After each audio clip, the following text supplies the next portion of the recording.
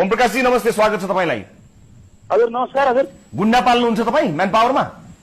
होइन, अहिलेसम्म त्यस्तो काम गरिएको छैन। हजुर तपाईँको म्यानेजरले 15 जना गुण्डा पालेको छु भन्नुभएको छ, के हो त्यो? त्यो गलत हो हजुर। कानुन भन्दा बाहिर गएर जे चाहिँ तपाईँको दिमागमा आयो, जे मुखमा आयो त्यो चाहिँ बोलिएको छ। म अहिले काठमाडौँभन्दा बाहिर पनि छु।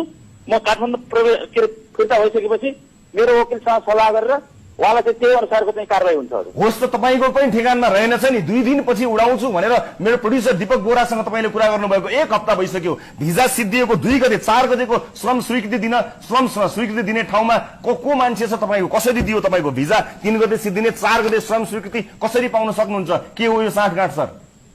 अब यो के हुन्छ भने हजुरको त्यो सम्बन्धित दिनमा चाहिँ बिदा भइसकेपछि हजुर त्यसको भोलिपल्टसम्मलाई चाहिँ कानुनले दिन्छ नि हजुर। भोलिपल्टसम्म पाइन्छ? भोलिपल्ट सम्बन्धित ठाउँमा जस्तो त्यो दिन बिदा भयो भने भिजा सकिएपछि नि श्रम स्वीकृति पाइन्छ? भिजा सकिएपछि होइन, भिजा सकिएको विषयमा के हो भन्नु होला भने प्राविधिक बस उसको चाहिँ त्यो जुन उहाँबाट आउनु पर्ने चाहिँ डकुमेन्टहरू टाइममा नआएको हुँदाखेरि चाहिँ नि उसलाई उडाउन नसकेको, नत्र त्यो अघिल्लो दिन चाहिँ उडिसक्थ्यो। तर चाहिँ नि अब उहाँ एम्बेसीबाट चाहिँ नेपाल एम्बेसी अबुधाबीबाट सबै डकुमेन्टहरू चाहिँ क्लियर भएर आइसकेको भएको हुँदाखेरि र ओरिजिनल आइसकेको हुँदाखेरि चाहिँ त्यो अघिल्लो दिन चाहिँ बिदा परेको हुँदा भोलिपल्ट चाहिँ उहाँहरूले मानिदिनु भएको हो विभागमा। ओम प्रकाश जी तपाईले 2 दिनपछि उडाउँछु भन्नुभएको मान्छे अहिलेसम्म उडेको छैन। न्यूज 24 टेलिभिजनमा जाने हो भनेर तपाईँ थर्काइरहनु भएको छ।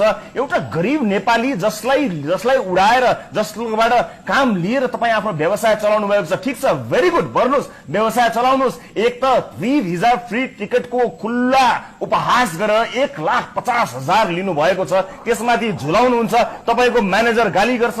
के हो सर, के भइरहेको छ? यो देश तपाईको हातमा छ। यहाँको नियम, यहाँको शासन, यहाँको प्रशासन सबै चिजमा तपाईकै कन्ट्रोल छ जस्तो गर्नुहुन्छ। तपाई नै हो सबै। बिल्कुल होइन, कानुन भन्दा माथि हामी कोही पनि छैनौँ। बिल्कुल हामी कानुन भन्दा तल छौँ। नियम अनुसार, कानुन अनुसार जो ढङ्गबाट चाहिँ उपनियम अनुसार जसरी चाहिँ स्वीकृति लिनुपर्ने त्यो स्वीकृति अनुसार लिएको छ। तर भिसाको म्याद चाहिँ कम्पनीले थपेर चाहिँ पठाउँछु भनेको, तर